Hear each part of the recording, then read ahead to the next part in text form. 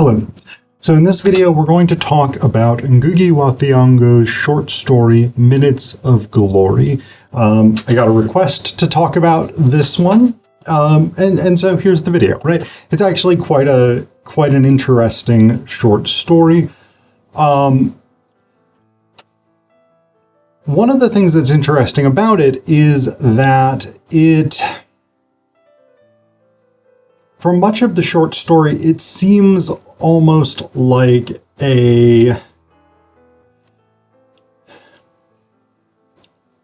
almost kitchen sink realism, right? So kitchen sink realism, or social realism, this is a term that basically means a genre of usually fiction that focuses very much on the poor, the downtrodden, the socially disempowered, people at the bottom of hierarchies within a particular society, and it presents their lives in very realistic, naturalistic ways. So specific details of their lived experience, etc., are foregrounded. There's nothing sort of hyperbolic or fantastical or whatever it is in the prose style. And so for most of the story, this seems like what Ngugi is doing here. But by the end, it becomes clear this is actually a satire.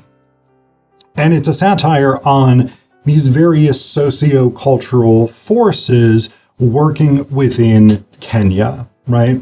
Also sort of on broader scales, right? Working within Anglophone Africa, within sort of patriarchal cultures, within capitalist cultures, within the colonial or post-colonial world, etc., right?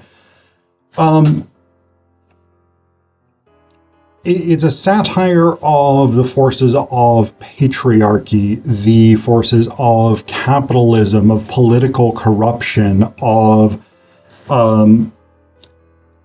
the sort of what Holden Caulfield of A Catcher in the Rye would call phonies, right? This culture of people with power, with money, with influence, who are only interesting or attractive or worthwhile because they have power or money or influence, whatever it is, right? So that sort of the vapid shallowness of a culture in which power, authority, whatever it is vested not in those who are competent or moral or socially beneficial, but in those who are perceived by the least competent, moral, and socially beneficial to be sort of materially admirable. There's no way that we in the contemporary United States of 2026 could massively resonate with that message. Anyway, so Ngugi's short story, Minutes of Glory, actually sort of introduces one of its thematics right from the opening three sentences, right? So the short story opens, her name was Wanjiru, but she liked better her Christian one, Beatrice. It sounded more pure and more beautiful. One of the things that you should know about Ngugi when approaching his work, that I think is really, really important, is that Ngugi is among the post-colonial theorists and authors who is very much opposed to cultural hybridity.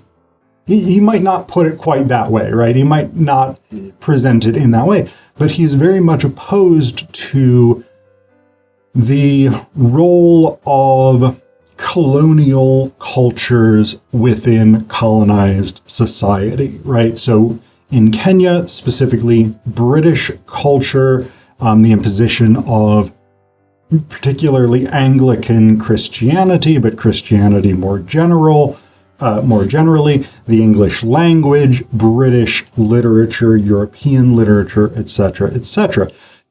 So much so that even though Ngugi was educated in English, and in his book Decolonizing the Mind, he talks about the sort of stringent penalties for Kenyan children, especially Kenyan boys, who were the ones primarily enrolled in the British colonial school system in Kenya at the time Ngugi was growing up. There was severe penalties for speaking one's native language, which for Ngugi is Gikuyu.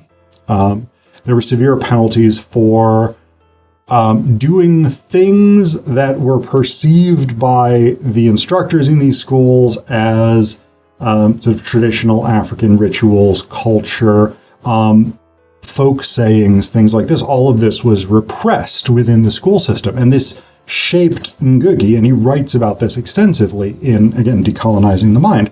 And and he opposed this. He came to oppose this to the point that he reverted to reverted is the wrong word.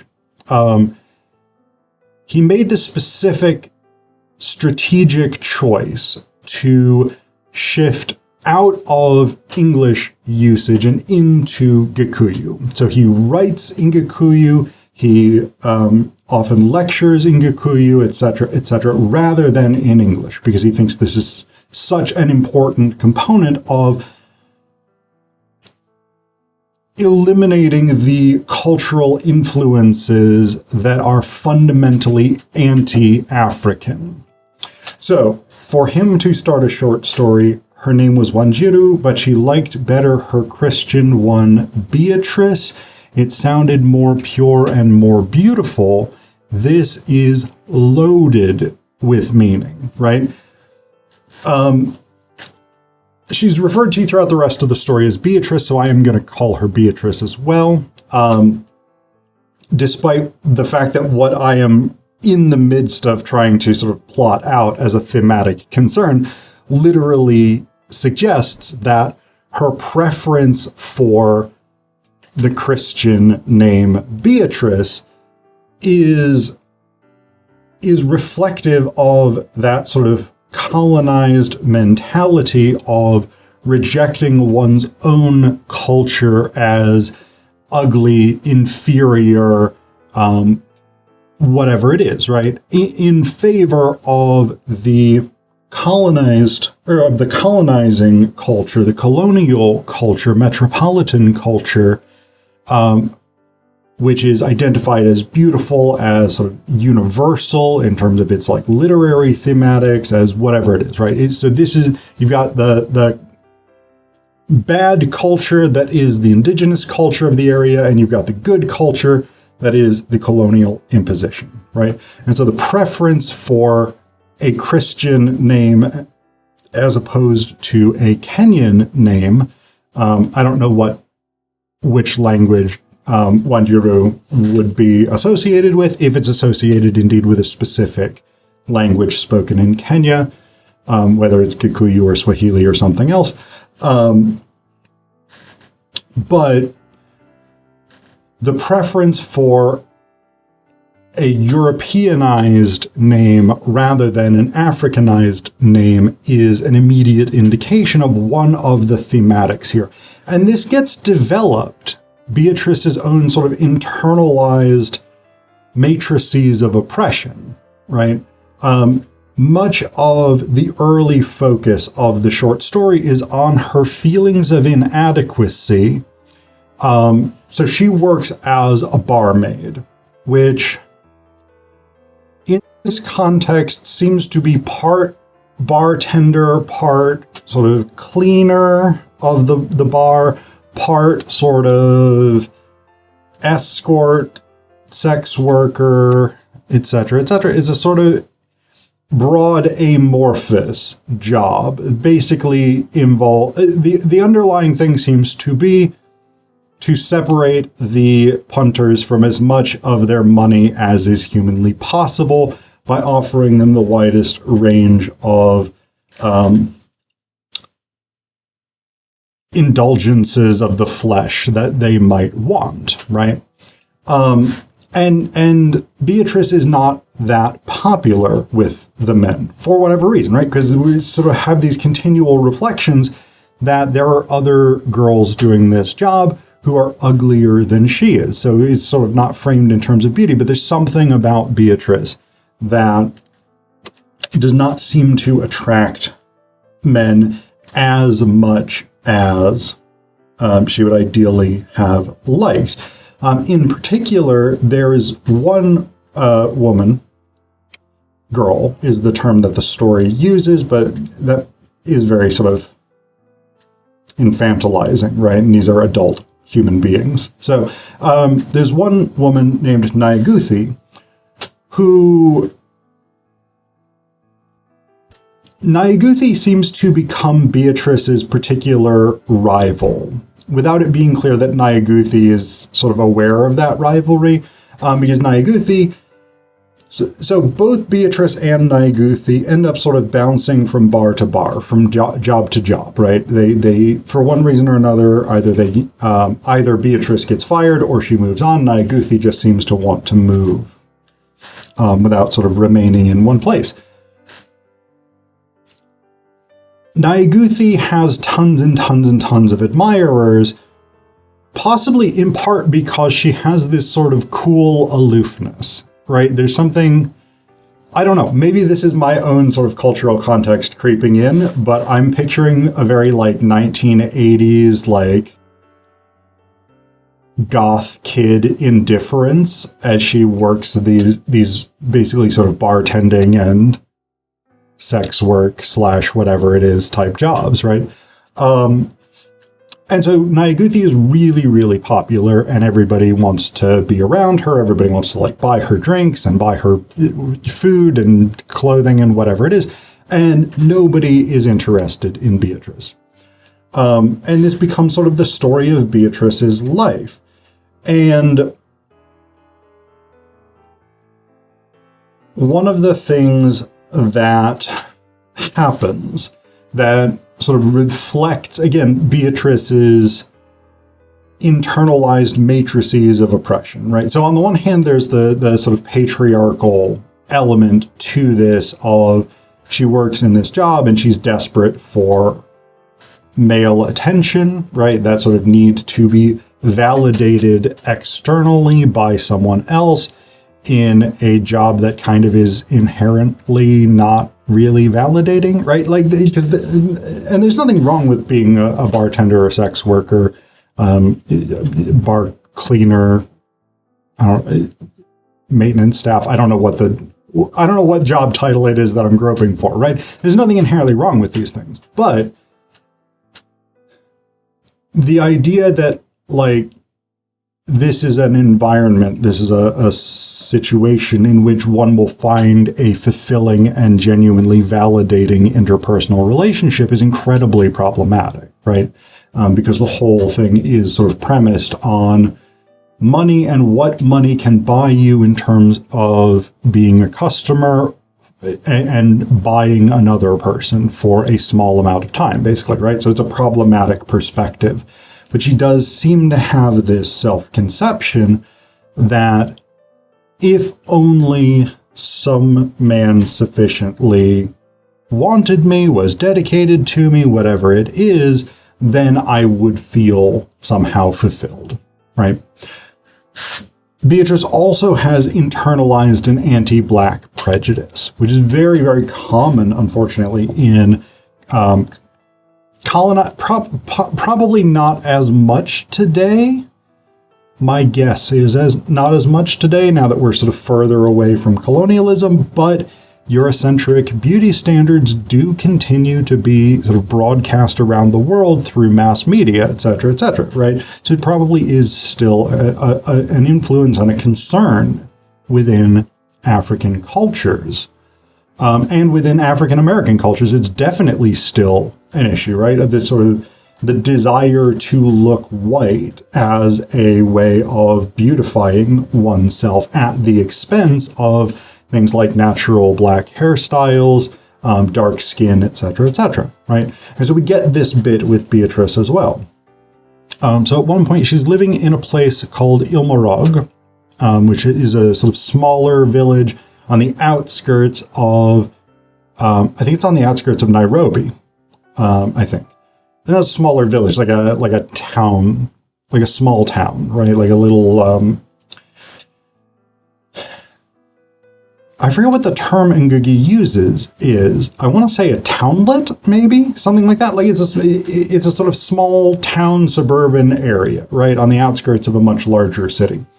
And there's this product called Ambi, which I assume from context to be a sort of skin lightener, brightener, bleach type thing, but I'm not 100% sure. But what it says here. So Beatrice is working in this bar. She's doing all right, but not great. And she decides that she's going to sacrifice a little bit of her limited income. Because what it says here is, by that time, Ambi had reached Ilmarog, and Beatrice thought that this would be the answer. Had she not in Limuru seen girls blacker than herself transformed overnight from ugly sins into white stars by a touch of skin lightening creams? And men would ogle them, would even talk with exaggerated pride of their newborn girlfriends. Men were strange creatures. Beatrice thought in moments of searching analysis. They talked heatedly against Ambi, Butone, Fire Snow, Moon Snow, wigs, straightened hair, but they always went for a girl with an Ambi-lightened skin and head covered with a wig made in imitation of European or Indian hair. Beatrice had never tried to find the root cause of this black self-hatred. She simply accepted the contradiction and applied herself to Ambi with a vengeance.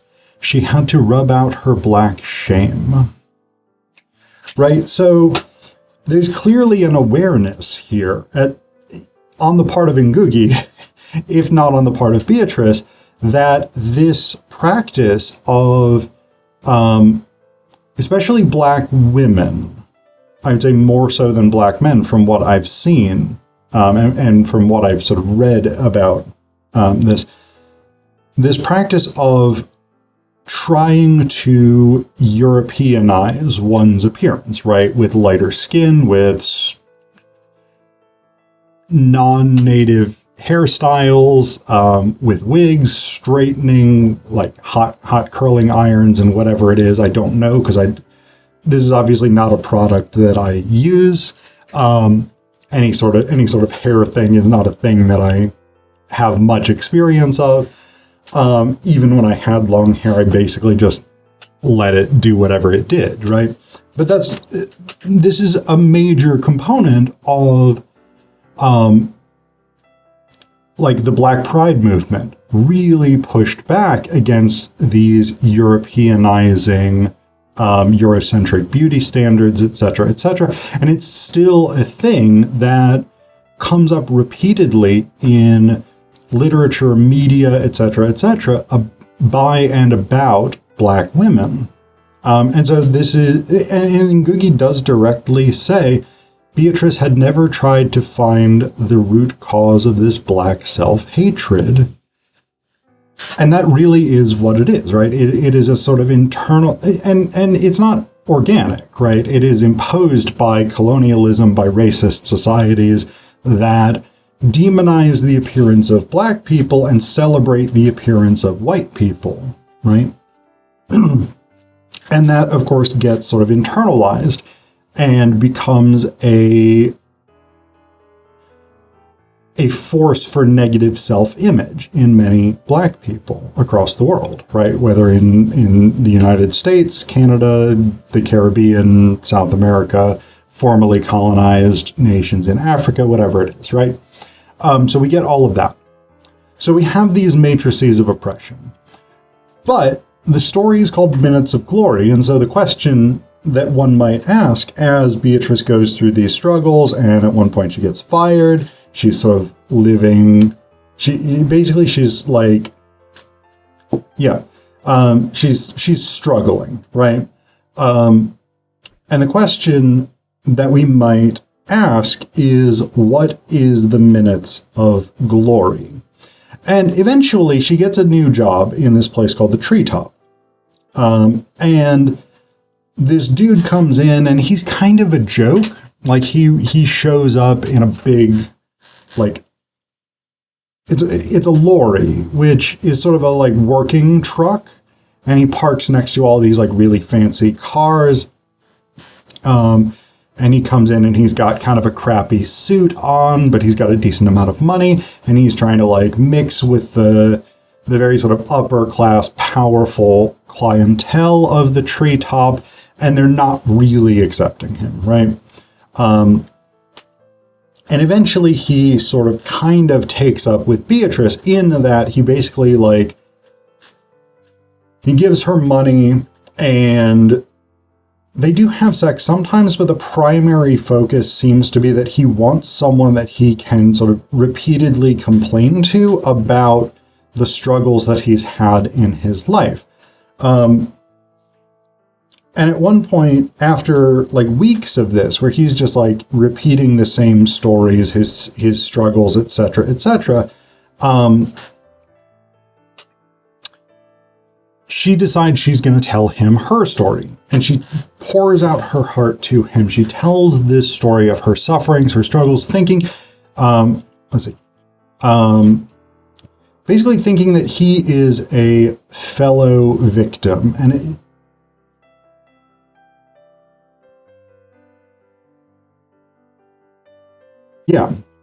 was this man not a fellow victim? Had he not Saturday after Saturday unburdened himself to her, right? So this sense, like, Beatrice sort of figures on some level, I am in a similar position to this man. We can connect. We can have a genuine human connection. And as she is telling this story, he falls asleep. And she's like, fuck this. I'm going to rob this guy. I'm going to go into the city. I'm going to get a nice dress. I'm going to get some good shoes. I'm going to get some stockings. I'm going to get some nice makeup, and I'm going to fucking just turn myself out, right? She's like, I'm going to become super beautiful. And she does that. She goes to the city. She has stolen this guy's money while he's sleeping. She goes to the city. She gets like fancied up, right? And she goes back to the Treetop. And what happens? And actually, interestingly enough, before she steals this money, she goes to Ngugi's room, because Ngugi has her own room, whereas all of the other sort of bar staff and whatnot, the barmaids and whatnot, sort of sleep in shared rooms. So Ngugi is the favorite of the bar owner. And strangely enough, Ngugi and Beatrice, who we know that Beatrice has seen Ngugi as a rival and as someone who sort of consistently beats her in the quest for the affections of men and patrons and whatnot. We don't know Ngugi's perspective of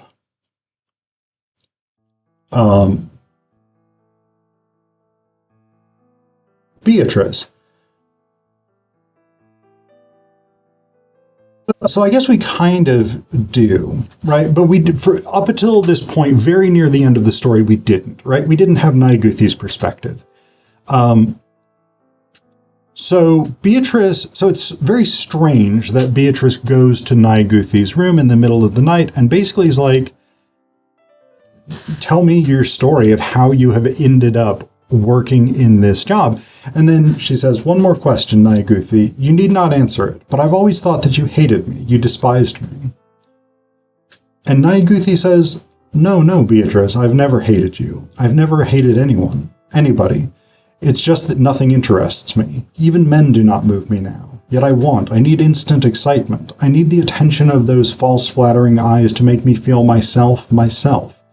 But you seemed above all this. Somehow you had something inside you that I did not have.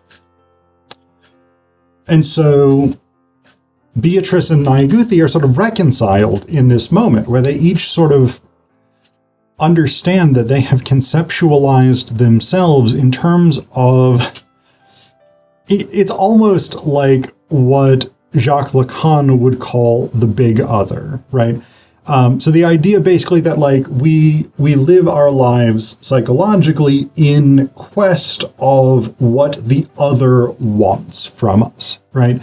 And often that sort of comes with a level of distrust in the other, right? This psychological principle of, yes, you say that you want this, but what do you really want, right? So this is sort of the thing that Beatrice and Ngugi sort of pull back the layers of this for each other, right? This sort of sense of like, I always thought that what you wanted, how you looked at the world was X way, but I now understand that it was not, that it was in fact a different way of looking at the world, right?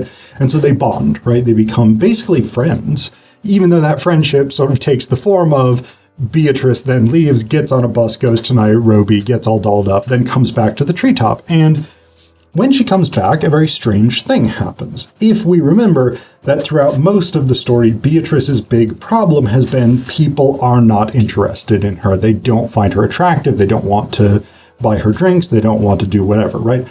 So when Beatrice gets all dolled up, starting in Nairobi, but then continuing at the treetop, a place where she had worked, where people actually knew who she was,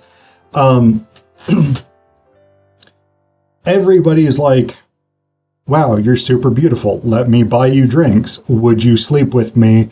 Can I buy you some nice clothes? I've got a mansion. Let's go hang out in my mansion, do rich motherfucker stuff, right? Like it's this complete transformation in her social position within this world. She goes from being like completely ignored to the center of everybody's attention. And then the dude shows up. The dude with the lorry, the dude with the cheap suit, the dude that had been basically like, no, that's not the right gesture for it. But the dude who'd been like, hey, listen to me tell my sad story over and over and over for weeks. I'm not interested in anything you have to say. As soon as you start talking, I'm going to go to sleep, right? That dude, the dude that Beatrice had robbed. He shows up and it says, at first he could not recognize Beatrice in the girl celebrating her few minutes of glory by the jukebox. Then he identifies her. He comes in with a police officer and basically has her arrested. And she's sort of just like, yeah, whatever. I had a good time. And then everybody in the bar sort of immediately goes back to being like, yeah, that was a funny thing that just happened. Hey, guy, you're now part of the club. We didn't like you before because you were dumb and boring and nobody wanted you around. But now that an interesting thing has happened to you and you've caught a thief who threatens the idea of property that we as wealthy and powerful people fundamentally rely on to maintain our wealth and power, you're now part of the club. Let's buy you drinks, etc., etc. And so again, there's this whole sort of bullshit phoniness to it that underpins these systems of power. And what we get at the very end, so that's the satiric part, right? That Beatrice is, for the first time, accepted when she creates the illusion of money, the illusion of sort of this Europeanized beauty standards, the illusion of confidence, etc., etc. And then this guy who has never been accepted within this bar culture of wealthy people, is suddenly accepted as soon as a thing has happened that makes him interesting. So that's the satiric part, right? The sort of the absence of any sort of depth or truth or whatever it is to these people. But I think the last line is really important. But behind the counter, Ngugi wept. And I think that's important because it suggests the emergence of a solidarity when we get to a deeper truth beyond the surface, right? Because Ngugi and Beatrice, in that encounter in Ngugi's room, they transcend the world of appearances. They transcend the world of I conceptualized the other in a certain way, rather than actually learning the truth about the other. They form a genuine understanding of one another, and out of that genuine understanding, Ngugi bewails the fate of this person who is now her friend. And it is, I think, a gesture of solidarity